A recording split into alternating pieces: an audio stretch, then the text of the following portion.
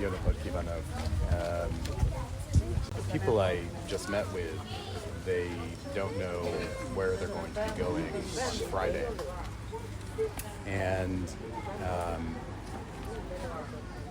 whatever policy may or may not exist, no one can be happy with that result. These are women and children, their families. They deserve to be treated with dignity and with respect. And one thing, maybe I should start here by saying one thing that has been abundantly clear to me since the day I arrived in Hungary is that the Hungarian people are incredibly generous. Incredibly generous. I mean, I remember my very first trip as U.S. ambassador going to Záhon and standing with the mayor of this small town and meeting the people who lived in this small town and hearing them recount how they gathered together and stood up and collected their resources so that they could respond to this unforeseen and tragic humanitarian catastrophe of these refugees flowing across the border, people that they didn't know, they had never met, but that they felt as Hungarians, as human beings, was so important for them to stand up and support. I saw it when I traveled to see the incredible work of the Hungarian Interchurch Aid with Anika Levi, the extraordinary Anika Levi, and the work that they were doing in shelters and around this country to service those who are most vulnerable. I saw it when I went to other refugee shelters on the eastern flank in Hungary. This is an extraordinarily generous country filled with extraordinarily generous people. And I would note that we're all confronting a war in Ukraine that is having catastrophic consequences, and it requires generosity. The United States and the American people are also generous. We continue to be the largest provider of humanitarian assistance since the war in Ukraine broke out for individuals in Ukraine and those who are fleeing Ukraine to seek shelter and to seek relief from the war. We continue to be the UN High Commissioner for Refugees' largest donor, including contributing on an annual basis, but contributing over $20 million to the refugee response program in Hungary.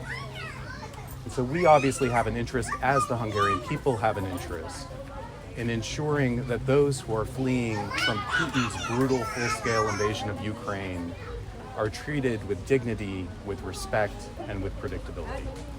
And I thought it was important for the United States and for me as the United States ambassador to take a moment to spend some time with the families that I saw on the news last week who seemingly and inexplicably have no idea where they would be sleeping tonight and have no idea where they will be going on Friday.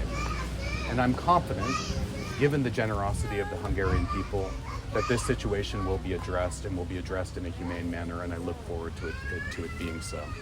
And with that, I'd be happy to take a few of your questions. 444. Yeah, Viktor Orbán's regular is saying that if the US would like to, it could bring peace by tomorrow. What do you think about this? Peace could absolutely happen by tomorrow, and that's if Vladimir Putin stopped his war in Ukraine. This is a war of choice by Vladimir Putin. It's important that all of our allies are clear as to how this war can end, and it can in fact end today. And it's a decision that Putin can make, and I hope that he will. Take a question from here, Tebe. Thank you. What do you think about the Hungarian Prime Minister's peace mission? Well, if what you're referring to is the Prime Minister's trip to Moscow in the days before the NATO-Washington summit, I thought it was performative. I'm not sure if anyone is following the performance. And I think that until Prime Minister Orbán or any leader is unequivocally clear as to who bears responsibility for the war in Ukraine and how the war in Ukraine can end, and can in fact end today if Vladimir Putin decided to stop it, then they are not a messenger of peace, but a messenger of appeasement. Take a question from Gulia Shadu Media. Ambassador, how would you comment on the recent news that the mother of a person who was arrested in the US for smuggling radio techniques into Russia This person, mother, was a head of a Hungarian government agency. How would you comment on that? You know, I'm not going to comment on the specific question. Obviously, the United States, there has been an indictment and someone has been detained, arrested in the United States on allegations of violating U.S. export control law with respect to providing or allegedly providing equipment to the Russian Federation. That's a serious issue. But the specifics of the individual and of the case, I would need to refer you to the Department of Justice. Thank you. Telex. Yeah, a general question about the national security piece. The interest of my district in NATO because of Hungarian-Russian ties. Well, Hungary is an ally. Hungary is a member of NATO, and it's important that we're united in the face of some serious issues that we as an alliance are confronting and that the world is confronting with respect to Vladimir Putin's invasion of Ukraine. Predictability is important and transparency is important, and that's something that we look forward to working on with the government of Hungary.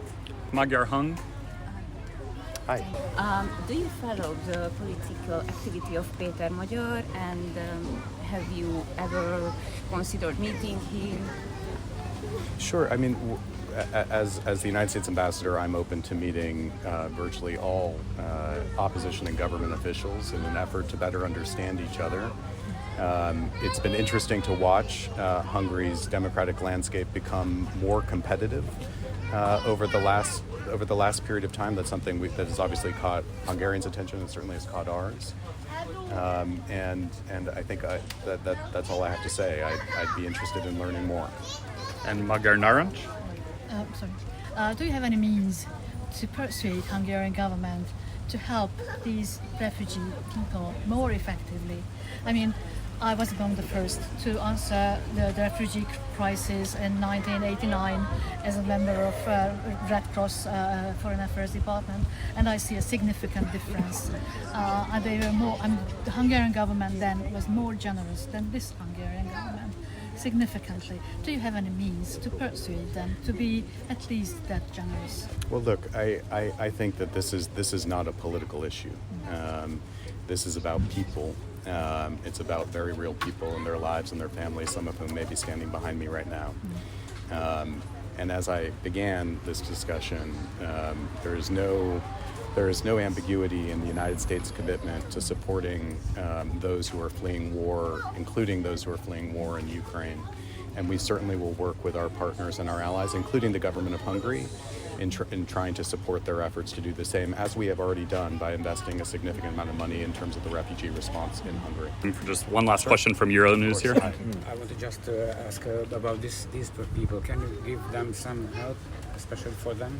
Well, you know, the reason why I'm here is to focus and to learn what their situation is. It's something that is obviously urgent and needs attention. And so I'm hopeful that this will be addressed soon.